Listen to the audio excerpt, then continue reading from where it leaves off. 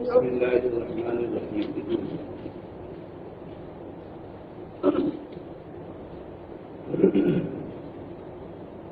قال ويجوز البيع بثمن حاصل ومؤجل اذا كان الاجل معلوما. حضوری کی روایت نے فرمایا کہ بیع نقد ثمن کے ساتھ اور ادھار ثمن کے ساتھ دونوں طریقے پر جائز، اس لیے کہ آیان جو کہا جاتا ہے فقہا کی اصطلاح میں آیان کیا بولتے ہیں، تو آیان تین طریقے کے ہیں، یعنی نمبر ایک نقود، جس کو دراہم اور دنانیر بھی کہتے ہیں. نمبر دو دواب یعنی چوپائے وغیرہ، اس کو بھی آیان کہا جاتا ہے. اور نمبر تین بیت وغیرہ، یہ سب آیان کے قبیل ہیں کہنے سے. کسی کو فرمایا کہ بیت نقد ثمن کے ذریعے سے بھی جائز ہے اور ادھار ثمن کے ذریعے سے بھی جائز ہے، لیکن اس وقت جبکہ اجل معلوم ہو. اجل کیا ہونا چاہیے؟ یعنی آپ ادھار جو لین دین کر رہے ہیں تو کب دیں گے، ادھار کا وقت مقرر ہو. ادھار جس وقت آپ دیں گے اس کا وقت کیا ہونا چاہیے؟ مقرر ہونا چاہیے کہ فلاں کتنے دن کے لیے مجھے فلاں چیز دیں. میں نے آپ کی کتاب 100 روپے میں خریدی، لیکن میں اس کا ثمن 1 ہفتے بعد دوں گا. صحیح ہے. اور اگر یہاں یہ مجہول ہوگا کیسا ہوگا؟ اگر یہ مدت مجہول ہے تو پھر صحیح نہیں، مدت معلوم ہونا چاہیے. مدت کیا ہونا چاہیے؟ معلوم. کیوں؟ اچھا، دلیل اس بات کی دی جا رہی ہے کہ بیع جس طریقے سے نقد جائز ہے ادھار بھی جائز ہے. اس کی دلیل کیا ہے؟ فرمایا دلیل یہ ہے کہ جہاں بیع کے جواز کی جو دلیل قرآن پاک میں ہے وہ مطلق ہے. وہ کیسی ہے؟ جیسے فرمایا احل اللہ البیع وحرم الربا. تو جواز بیع کی اصل تو یہی دلیل ہے قرآن پاک کی آیت کریمہ، تو یہ مطلق ہے. یہاں یہ نہیں کہا گیا کہ بیع تم نقد تو کر لو تو جائز ہے اور ادھار کرو تو جائز. احل اللہ البیع، بس البیع مطلق ہے کہ اللہ نے بیع کو حلال قرار دیا، یعنی جائز قرار دیا. تو اب بیع 2 طریقے کی ہوں، 3 طریقے کی ہوں، 4 طریقے کی ہوں، جتنے بھی اس کے افراد ہو سکتے ہیں سب اس میں شامل. علت بیع میں اس کے جتنے بھی افراد ہو سکتے ہیں، اور مثلاً یہاں 2 سمجھ میں آتے ہیں، ایک ادھار ہوا کرتی اور ایک نقد ہوتی. تو البیع الف لام کے ذریعے سے جو کہا گیا، چلو جنس کا لے لو تو جنس کے تمام افراد کیا ہوتے ہیں؟ شامل ہوتے ہیں. تو لہذا البیع میں تمام شامل ہے، مطلق ہے. ایسا نہیں ہے کہ ایک فرد کو نکالو، یعنی ادھار والے کو نکال دو اور نقد والے کو، ایسا نہیں ہے. تو چونکہ جہاں بیع کے جواز کی جو دلیل ہے وہ مطلق، وہ کیا ہے؟ جب مطلق ہے تو مطلق اپنے اطلاق پہ جاری ہوتا ہے، یعنی وہ تمام کو شامل ہے. کسی کے لیے قید یا کسی کے لیے قید نہ ہونا یہ کیا ہے؟ شامل نہیں. اسی کو فرمایا کہ یہ بیع ادھار بھی جائز ہے، ادھار ثمن کے ذریعے سے بھی اور نقد ثمن کے ذریعے سے بھی. کیوں؟ لإطلاق قوله تعالی، اللہ تبارک و تعالیٰ کی اس قول کے مطلق ہونے کی وجہ سے. قول کیا ہے؟ وَأَحَلَّ اللَّهُ الْبَيْعَ. تو آیت کریمہ چونکہ مطلق ہے تو مطلق کی اطلاق کا تقاضا یہ ہے کہ اس کے جتنے بھی افراد ہو سکتے ہیں اس کے 2 ہی فرق ہمیں نظر آتے ہیں. نمبر 1 ادھار والا اور نمبر 2 کیا ہے؟ نقد والا. تو جس طرح نقد والا یہ اس میں شامل ہے، ادھار والا بھی کیا اس میں شامل ہے. اس طریقے سے آیت کریمہ سے بھی ثبوت ہو گیا ادھار بیع کا. کس کا؟ ادھار طور پہ جو بیع کی جاتی ہے نقد، لیکن یہ ہونا چاہیے اس کی مدت معلوم ہو. کیا ہو؟ تو مدت معلومہ کے ساتھ جو ادھار بیع کی جاتی ہے اس کے جواز کی دلیل تو قرآن سے بھی ثابت ہے، کس سے بھی ہو. اور ایک روایت بھی ہے، اس روایت سے بھی اس کا ثبوت ہے، جس کو بخاری مسلم وغیرہ نے بھی اس کی تقریر کی ہے.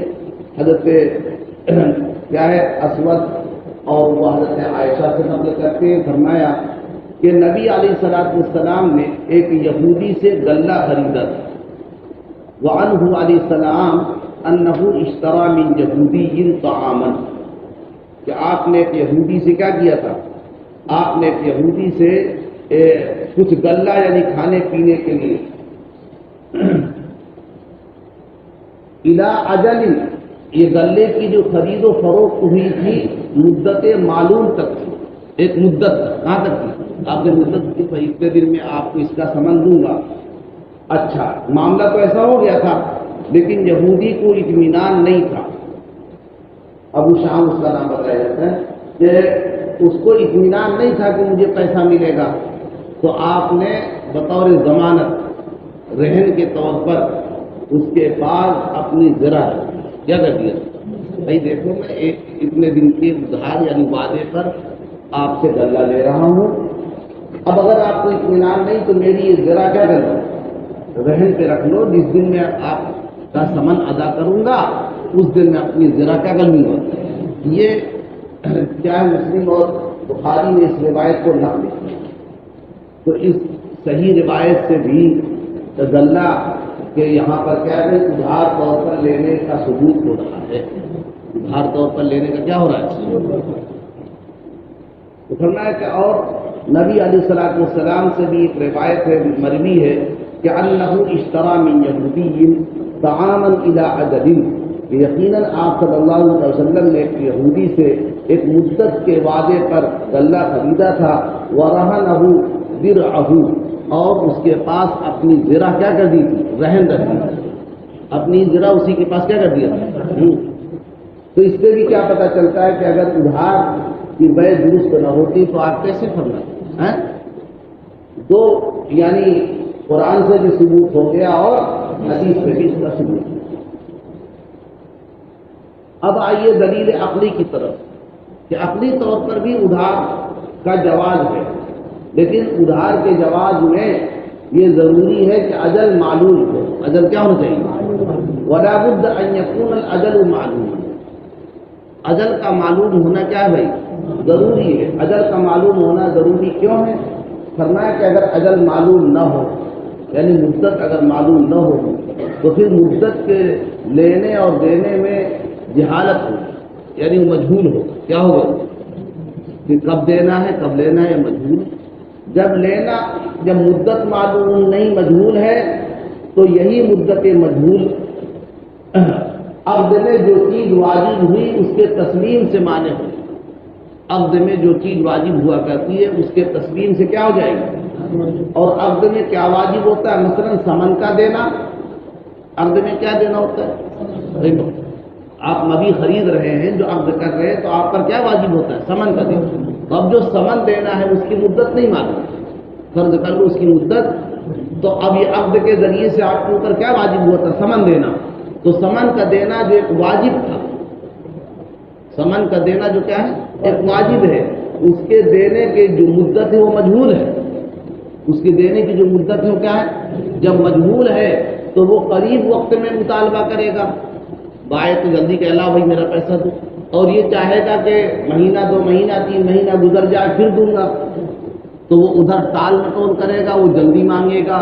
تو یہی جہالت مفسر منازعہ ہے، کبھی تو میں کی بات آ جائے گی، کیا یار تم اتنے دن سے لٹکائے ہو، کہے گا بھی دینے کا وقت کہاں ہوا ہے۔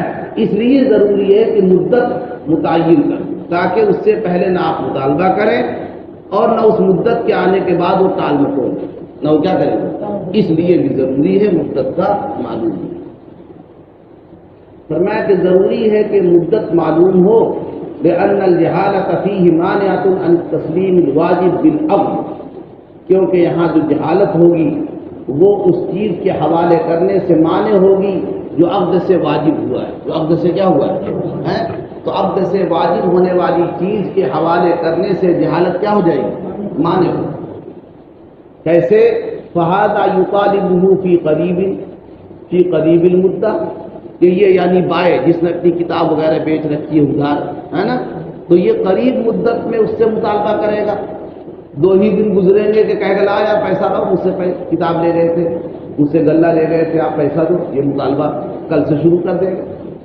اور ادھر سے کیا ہوگا کہ وہ ٹالتا رہے گا، ابھی کہاں ہوا یار، میں ادھار کا مطلب تھوڑا کہ کل مانگنے آ جانا، یہ کہے گا اب آپ آج ہی آ گئے مانگنے، جب ہوگا جب دے دوں گا، کیا کہے گا وہ، تو جب ہوگا دے دوں گا، تو کبھی نہ ہوگا تو کبھی نہ دو گے تو بھی ڈرے گا، لگتا ہے ملنے یہی جھگڑا پیدا کرے گا، کیا کرے گا؟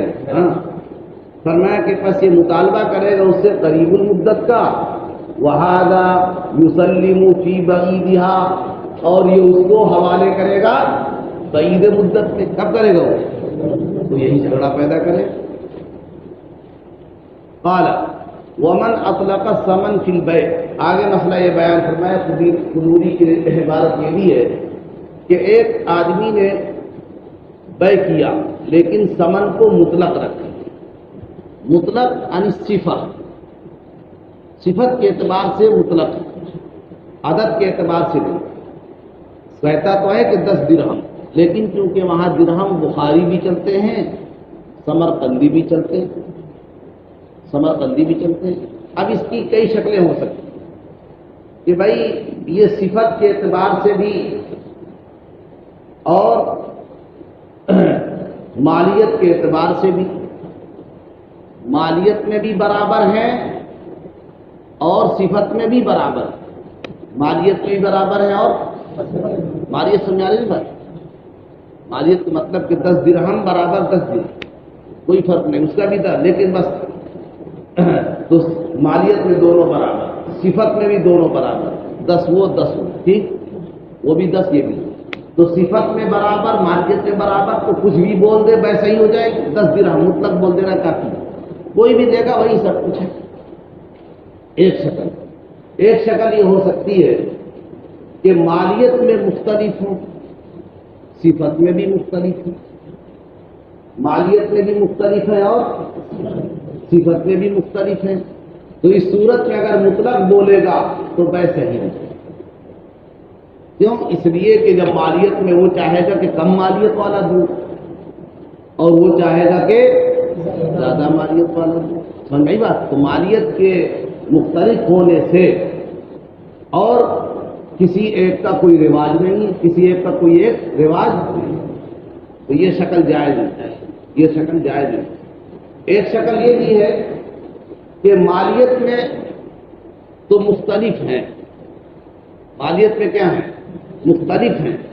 صفت میں سب برابر ہیں، صفت میں سب کیا ہیں؟ لیکن کسی ایک کا رواج غالب ہے، کسی ایک کا رواج کیا ہے؟ تو اغلب پر بیع صحیح ہو جائے گی. مطلق بولتا ہے تو اغلب پر کیا ہو جائے گی؟ بیع اغلب پر ہو جائے گی. بھائی جو غالب ہے وہی، کیونکہ غالب نقد بلد، یعنی شہر میں جو رائج ہوتا ہے تو المعروف کالمشروط کے قاعدے سے وہی مراد ہے. یہ قاعدہ ہے فقہا کا، المعروف کالمشروط، یعنی وہ چیز جو عرف میں رائج ہو وہ ایسے ہی جیسا کہ آپ نے اپنے عقد کرتے وقت اس کی شرط لگا دی. کیا لگا دی؟ اور اسے عقد کرتے وقت آپ کہہ دیتے کہ بھائی میں نے اپنی کتاب آپ کو 10 درہم ان درہموں کے ساتھ بیچا جن کا چلن زیادہ ہے، تو بیع صحیح ہوتی نہیں ہوتی؟ جب اس طرح شرط لگا دینے سے صحیح ہوتی تو المعروف کالمشروط کے قاعدے سے اگرچہ اپنی زبان سے نہیں کہا لیکن وہی مراد ہوگا جس کا رواج زیادہ ہے، جس کا رواج. کیونکہ فقہا کا یہ اصول ہے المعروف کالمشروط، کہ وہ چیز جو عرف میں رائج ہو اس میں شرط لگانے کی ضرورت نہیں، خود ہی شرط کی طرح، اس میں الگ سے شرط لگانے کی کوئی ضرورت نہیں. یہ مختلف صورتیں نکلتی ہیں، اس کے بارے میں کچھ جواز کی ہیں، کچھ کیا ہے. یہاں پہ مصنف نے مطلق بات بیان کی ہے عبارت سے، لیکن شارح اس کی وضاحت کرتے. دیکھیے، ومن اطلق الثمن فی البیع، کسی نے بیع میں ثمن کو مطلق رکھا. مطلق رکھنے کا مطلب نہ تو اس نے صفت کا تذکرہ کیا، یعنی صفت کا کوئی تذکرہ نہیں کیا، بس عدد کا بیع تذکرہ کیا 10 درہم. تو اب کہتے ہیں کان علی غالب نقد البلد، تو یہ شہر کے غالب سکے پر بیع ہوگی. مطلق رکھا تھا اس نے، سمرقندی دیکھا، بخاری دے گا، اور یہ بھی اپنی طرف سے لگا لو کہ مالیت میں برابر ہے یا نہیں، دونوں باتیں. مالیت میں اگر برابر ہے تب تو بدرجہ اولا ہے، مالیت میں برابر نہیں ہے لیکن ایک کا رواج زیادہ ہے اور ایک کا تو بھی کہتے ہیں علی غالب نقد البلد، کہہ پر ہو جائے. بات سمجھا رہی نا بھائی؟ مالیت میں برابر ہے تب تو کوئی مسئلہ ہی نہیں، تب تو ہو ہی جا رہا. مالیت میں برابر نہیں ہے مالیت میں برابر، لیکن ایک کا چلن زیادہ ہے اور ایک کا چلن تو کہے پر بے پھیری جائے گی اس کا، کیونکہ یہی مراد ہے، کیونکہ المعروف کا المعروف سمجھائی بات۔ مالیت میں مختلف ہیں لیکن کسی سب برابر ہے رواج میں، سب برابر ہے کہیں میں، اب مطلق رکھا تو بے پھر اب درست کہاں پھیریں گے آپ، سب برابر اور مختلف مالیت بھی ہے، وہ چاہے گا بڑی مالیت والا لوں اور یہ چاہے گا تو یہ شکل کیسی ہوگی ناجائز کی، ٹھیک ہے۔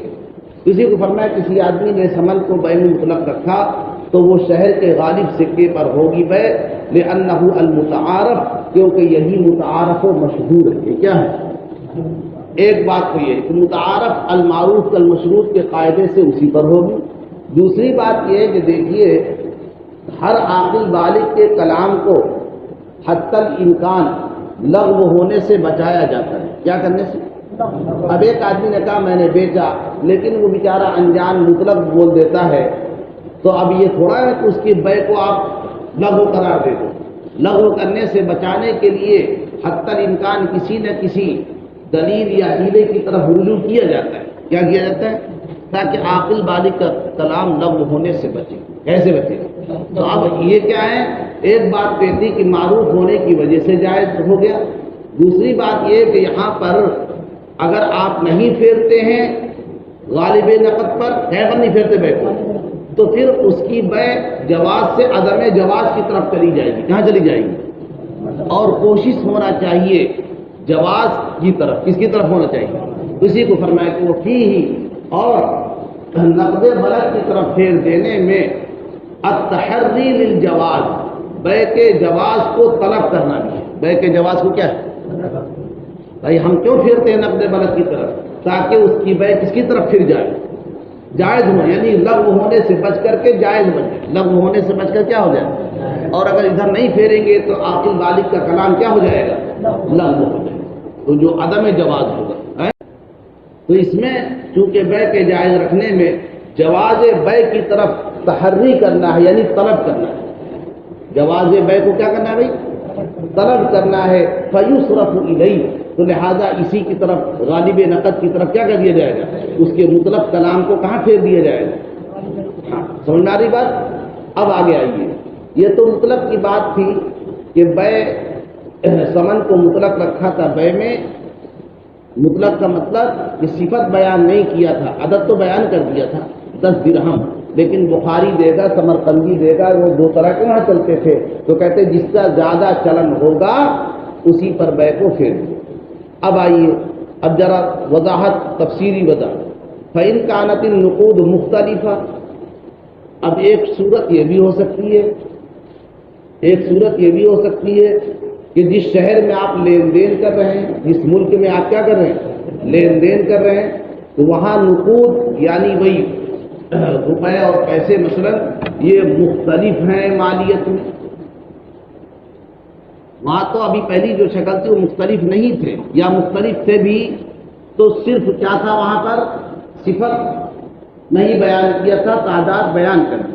تعداد کیا کر دیا تھا؟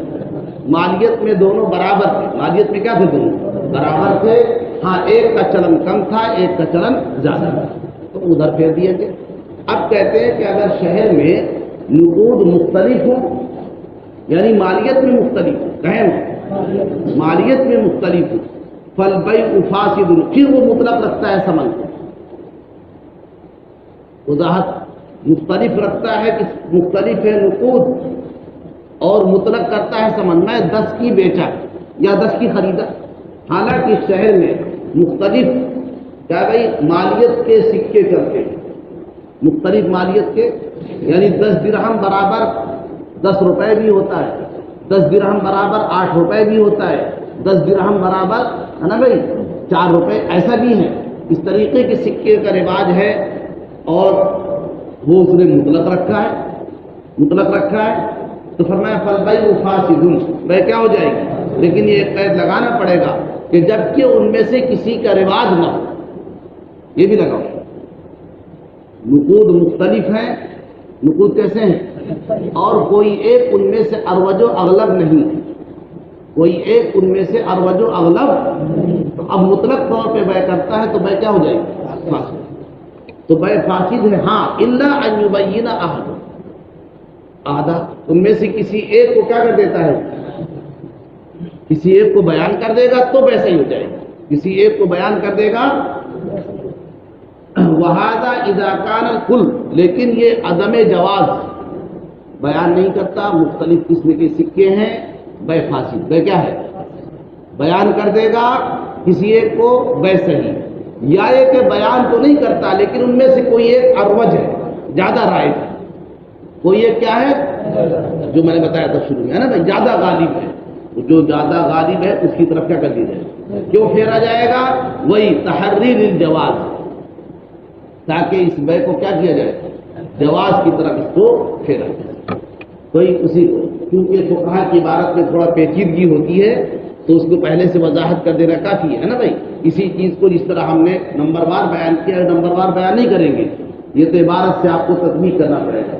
اللہ کا استثناء یہاں سے ہو گیا کہ بھائی وہ تین سکے ہیں، تینوں مالیت میں مختلف ہیں، تینوں مالیت میں کیا ہے، اور مطلق آپ نے کہا کہ 10 درہم کی میں نے کتاب بیچی، بے آپ کی پھانسی، اب کہاں کب جائز ہوگی، آپ نے کہہ دیا کہ میں نے بخاری درہم میں بیچا، بے جائز، الا ان یبین احد، الا ان یبین جائز ہو گیا، حالانکہ دو ختم، ایسا بھی نہیں کیا، الا ان یبین احدہا بھی نہیں کیا، لیکن دیکھا گیا جب تو تین میں سے ایک کا چلن المعروف کالمشروط کے قاعدے سے بے کیا ہو جائے گی، بات سمجھا رہے نا، عبارت کی پیچیدگی سے گھبرانا نہیں، فرمایا کہ پس اگر نقود مختلف ہوں تو بے فاسد ہو جائے گی، بے کیا ہو جائے گی، ہاں مگر بے جائز ہوگی جبکہ ان میں سے کسی ایک کو کیا کر دیتا ہے، ایک بات۔ وَهَذَا إِذَا كَانَ الْكُلُّ فِي الرِّوَاجِ سَوَاءٌ، اور یہ فساد اس وقت ہوگا جبکہ یہ سب کے سب رواج میں کیا تھے، اور اگر رواج میں کوئی غالب ہے تو اس کی طرف، لأن الجہالۃ مفضیہ، وہی چوتھی شکل نکل جائے گی، اسی عبارت سے ہے نا بھائی، اسی عبارت سے دوسری شکل نکل گئی کہ رواج میں بھی برابر ہیں، مالیت میں مختلف ہے، رواج میں وہی بتایا تھا، رواج سب کا برابر ہے، مختلف سکے ہیں، مختلف مالیت ہے، مطلق رکھا، بے فاسد، بے کیا ہو جائے گی، اور اگر کسی ایک کا رواج ہو جائے گا، چوتھی قسم، مختلف تھے مالیت میں لیکن کسی ایک کا رواج کیا تھا، تو پھر بے اس کی طرف تھے۔ ایسا کیوں ہوا، فرمایا لأن الجہالۃ مفضیہ الی المنازعہ، وہی بات کہ جب رواج بھی نہیں ہے، کسی ایک کو آپ نے بیان بھی نہیں کیا ہے، اور تین طریقے کے سکے ہیں، مثلا تینوں کی مالیت مختلف ہے، تو یہ اس لیے ناجائز ہے کیونکہ یہاں پر جہالت ہے، وہ مانگے گا اچھا والا، وہ دینا چاہے گا گھٹیا والا، کسی تیسرے کو ثالث بنائے گا تو کہے گا بیچ والا دے دو، نہ یہ دو نا، یہی تو کہو گے، تین طرح کی باتیں تھیں، وہ دینا چاہے گا گھٹیا، وہ لینا چاہے گا اعلیٰ، کہیں مقدمہ آئے گا مثلا تو مقدمہ والا بیچارہ کیا کہے گا، یار نہ تمہاری نہ تمہاری بیچ بھائی، یہی سب جھگڑا پیدا ہوگا نہیں ہوگا۔ فرمایا کہ لأن الجہالۃ مفضیہ الی المنازعہ، کیونکہ یہاں جو جہالت ہے مالیت کی رہے ہے تو یہ جہالت مفضی الی المنازعہ ہو جائے گی، ہاں مگر یہ جہالت رفع ہو جائے گی، الا ان ترفع الجہالہ بالبیان، جب وہ کیا کر دیتا ہے، کسی ایک کو بیان کر دیتا ہے کہ بھائی نہیں، تین طرح کے آپ کے یہاں سکے چلتے ہیں، تینوں کی مالیت مختلف ہے، میں یہاں والا سکے سے معاملہ کرتا ہوں، سمجھداری بات، مثلا آپ ہندوستانی کے بڑے شہروں میں لے لو کہ جہاں اب آج کے دور میں مختلف ممالک کے پیسے چلتے ہیں، مثلا دلی ہے اپنا کیپٹل ہے، ایسے ہی کلکتہ ہے، یا جو بڑے بڑے اپنے تجارتی شہر ہیں وہاں یہ چلتے ہیں، ڈالر بھی چلتا ہے، ٹھیک ہے بھائی، ریال بھی چلتا ہے، اور اپنے انڈیا بھی چلتا ہے، تو ایسی شکل صورت میں جہاں سب چل رہے ہوں اور سب کی مالیت میں آپ دیکھتے ہیں کتنا فرق ہے، وہ بھی روپیہ ہے، یہ بھی روپیہ ہے، وہ بھی روپیہ ہے، لیکن وہاں آپ کو کیا کرنا پڑے گا، جب وہ بڑی تجارتیں ہوتی ہیں تو ڈالروں سے ہوتی ہیں، مثلا اگر ڈالر ہی سے ہو رہی ہیں تب تو کوئی بات نہیں، آپ ہی کے ملک میں ہو رہا ہے لیکن ڈالر سے معاملہ ہو رہا ہے تب تو واضح معاملہ، تب تو کیا ہے، حالانکہ چلنے کو یہاں روپیہ بھی چلتا ہے نا بھائی، اور یہاں ان شہروں میں کیا چل جاتا ہے، درہم و دینار بھی چلتے ہیں مثلا، لیکن جہاں ایسے چل رہے ہوں مالیت میں سب مختلف ہے، وہاں بیان ضروری ہے، وہاں کیا کرنا ہوگا، یا یہ کہ کسی ایک کا اغلب ہو رہا ہو، اروج ہو رہا ہو تو ویسے ہی۔ تو فرمایا کہ مگر یہ کہ جہالت رفع ہو جائے بیان سے ایک بات، او یکون احدھا اغلب، یا ایک ان میں سے کوئی ایک اغلب و اروج ہو، وہی زیادہ غالب ہو، زیادہ رواج والا ہو، زیادہ غالب ہو، زیادہ فحینئذ، تو اگر وہ زیادہ رواج اور زیادہ اغلب ہوگا فحینئذ یصرف الیہ، تو پھر اس وقت بے کو کیا ہے، اسی کی طرف پھیر دیا جائے گا، تحریا للجواز، وہی بات جواز کو طلب کرتے ہیں، جواز کو۔ یہ تو ہو گئی عبارت میں دو شکلیں نکال دی گئی، ایک جواز کی اور ایک عدم جواز۔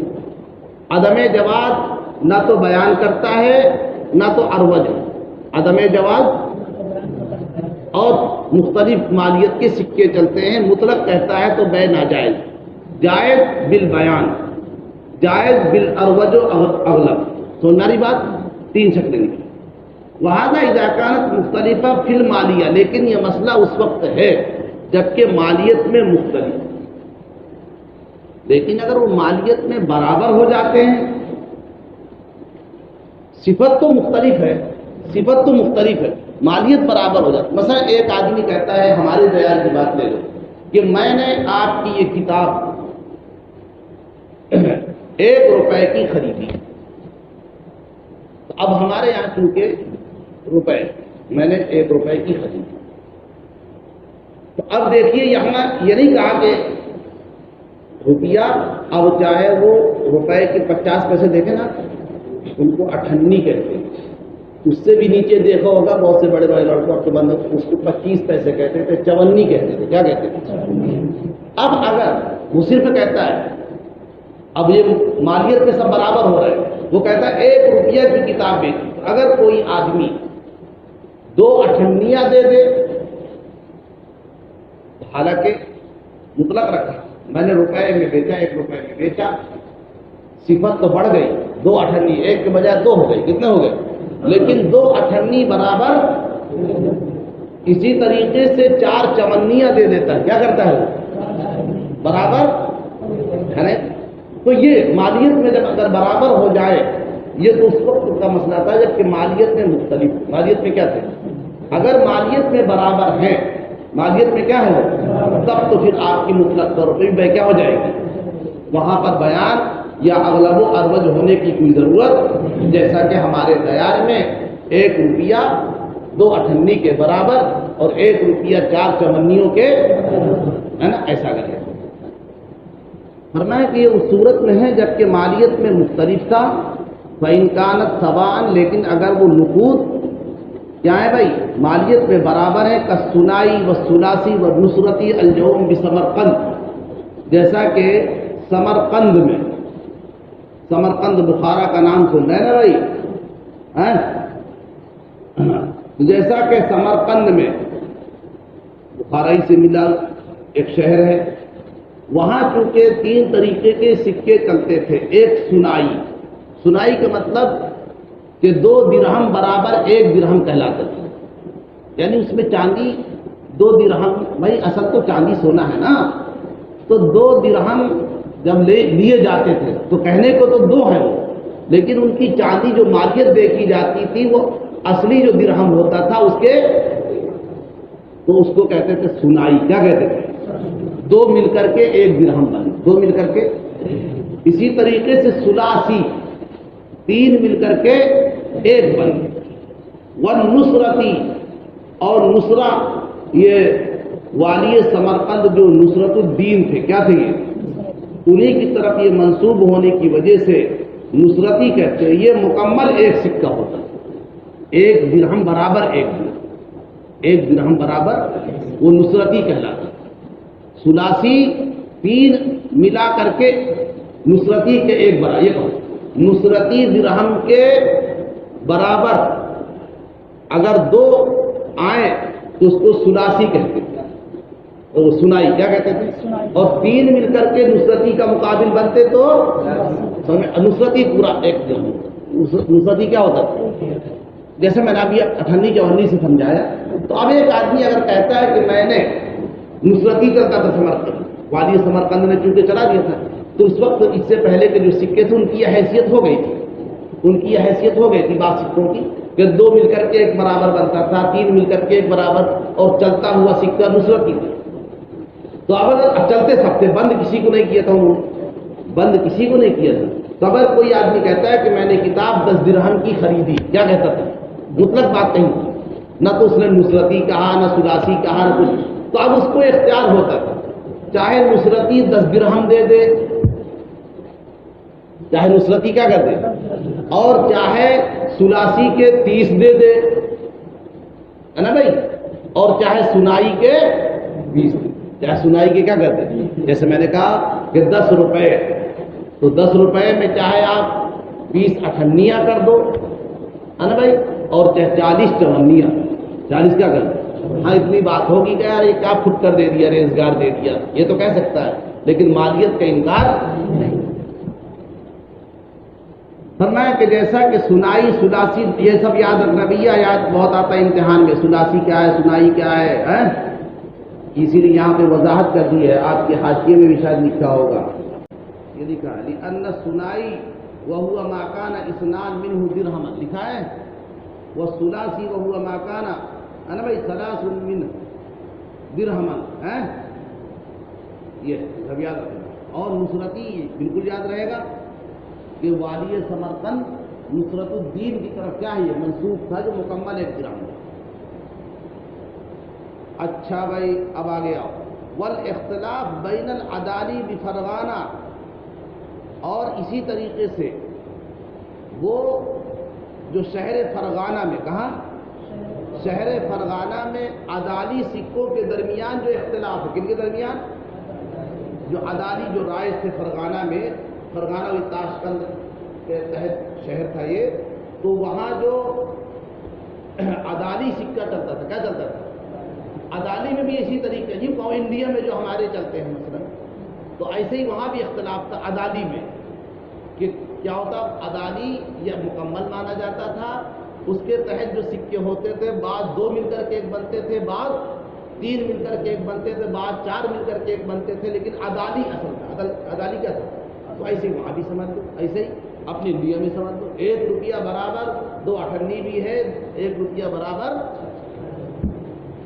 فرمایا کہ اور شہر فرغانہ میں عدالی کے درمیان جو اختلاف ہے وہ بھی ایسے ہی ہے، لہذا جاز البیع، بھائی کیا ہو جائے گی، اذا اطلق اسم الدرہم، جبکہ محض صرف درہم کا نام لے لیا جائے، کیا لے لیا جائے، کذا قالو، ایسے ہی فرمایا کہ متاخرین مشائخ نے یہی فرمایا، متاخرین مشائخ نے وَيُنصَرَفُ إِلَى مَا قُدِّرَ بِهِ مِنْ أَيِّ نَوْعٍ كَانَ، اور اس بے کو پھیر دیا جائے گا جس قسم میں سے چاہے اسی مقدار کی طرف پھیرا جائے، جس قسم میں سے چاہے اسی کی طرف کیا ہے، چاہے تم 2 اٹھنیاں لے لو، چاہے 4 چونیاں لے لو، چاہے 1 روپیہ لے لو، ہے نا، جس کی طرف بھی چاہے کیا کر دیا جائے گا، پھیر دیا جائے گا.